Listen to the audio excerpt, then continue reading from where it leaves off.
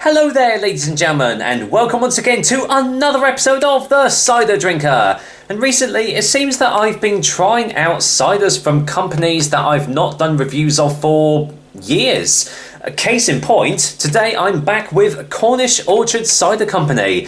Of course, I can't remember how many years it's been since I've done one of their reviews, but I am back, and today I am going to be trying out a bottle of their dry cider.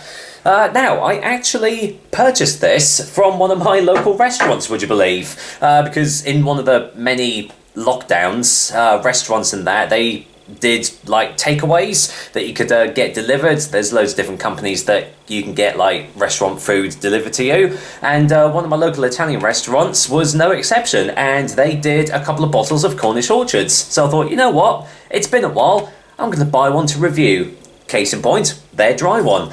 Must say, I really do love the labelling of Cornish Orchards. That looks absolutely lovely, especially with the little bit of tape on the bottle cap there. Really does look the part. I remember years and years ago their original labelling was very bland, very generic, and they also called their ciders different as well. Like they had black and gold and stuff like that. Cards will be up on the top if you want to check those reviews out. But yeah, really do like this one.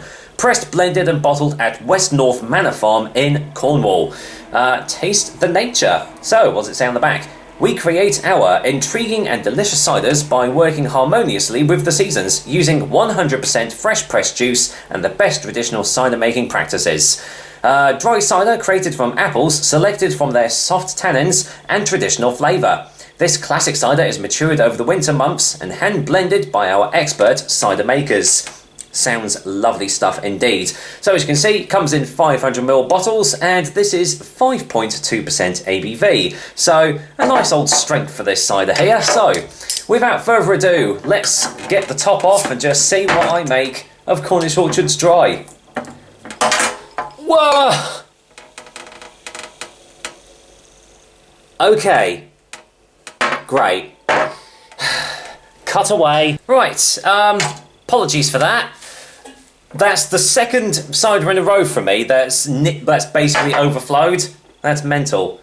Oh, there's a bit of gunk on the back of that as well. Okay. Well, I mean, this cider is not out of date at all. It's in fact nowhere near. It actually goes out of date on my birthday. I've not been moving it about or anything like that, so no idea why it just erupted like that. But I mean, it smells alright on the bottle. Strange. It's not often that ciders do that. I mean, sometimes you do get bad batches of beer and they just erupt, you know, from either being infected, you know, the yeast gets infected or something like that, but you generally don't get that from ciders. So yeah, bit of a rare occurrence. But thankfully I didn't lose too much of the cider, so there we go. Right, well, having said all that, when you look at it, it's actually quite lightly carbonated, completely crystal clear as you can see, and yeah, it looks like a traditional, typical golden straw-coloured cider from the looks of it. So, yeah, again, no idea why it did that, but hey-ho, here's hoping it's alright. Let's give it a smell. Yeah, does smell dry. Faint, it's very faint, very subtle. No massive aromas coming here, but yeah, it smells like a lovely dry, dry apples. I almost want to say you can smell a bit of the like the apple skin. Let's go into it. Ever so faint trace of acidity there, but overall smells quite mellow, quite subtle. So well, let's go in for the taste and find out, shall we? Cheers, everyone. Cornish Orchards Dry. Let's see what this is like.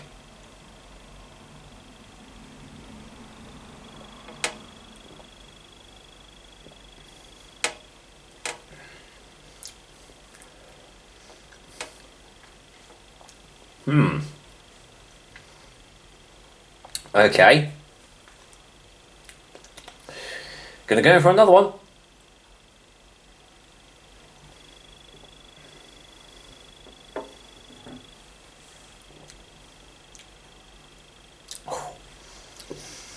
It's definitely dry. Oh yeah, that is definitely a dry cider. However, I don't know whether I'm just going to leave it a little bit to like mellow out or something like that. But those first couple of sips that I had the overwhelming flavour of, I want to say, like nail varnish remover or something like that. Really strong. Like, you open up a bottle of it, you get that really strong ethanol sort of aroma. This is what I'm getting from this.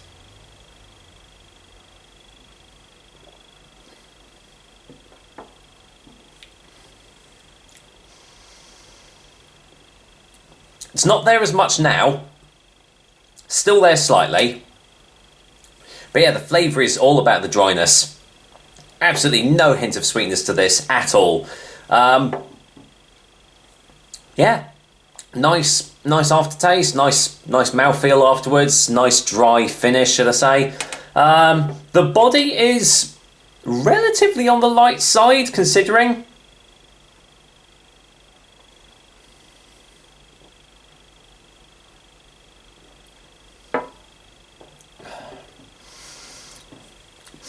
It's that nail varnish flavour is almost akin to more like a vinegar now. But not like, it's not sour. It's just got that real acidity behind it. I think that's what I'm looking for. It's quite an acidic flavour. Which, I mean, obviously doesn't say anything about that sort of stuff. But considering it is a dry cider, you do tend to get quite an acidic flavour behind things. But it's quite prevalent here.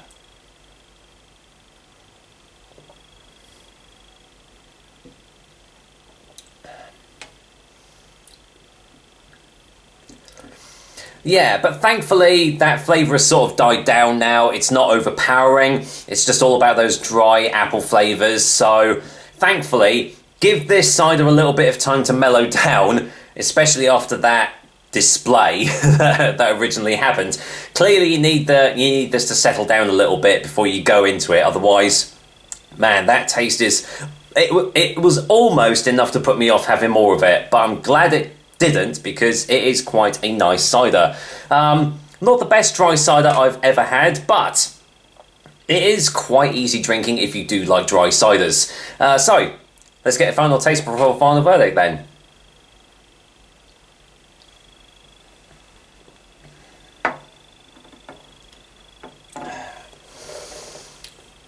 A bit of hint of bitterness there as well. Just as it initially hits your taste buds, bitterness just coats your mouth. The acidity has become a bit more subtle now, and again, the dryness is just all throughout. So it's a bit like a Guinness cider in a way. Good things come to those who wait is the tagline of that, and well, clearly, yeah. Good things do come to those who wait. If you go straight into this, you might be put off by it. Give it time to settle down, let the aromas and the flavours sort of just like swirl around in the glass, and you do get a really nice, easy drinking and nice tasting dry cider. So there we go, Cornish Orchards dry cider. It has to say, it's been a while, but I'm glad I've got around to trying another one. So with that said, I'm going to go and give Cornish Orchards dry cider a 7 out of 10. If I was just basing it off the first couple of sips, I was actually going to be tempted to give this like a 3 out of 10 or something like that. It was that off-putting. But as I said, the flavours definitely mellowed out and they definitely got better. So give it time, and I reckon if you like dry ciders, you will like this one. So with that said, that's another episode of the Cider Drink for you guys. I hope you liked it, and as usual, I'll be back with another delicious and tasty cider soon. And hopefully, one that's not going to erupt on me this time. But, you know, we'll have to see. So, until then, take care guys. Till next time.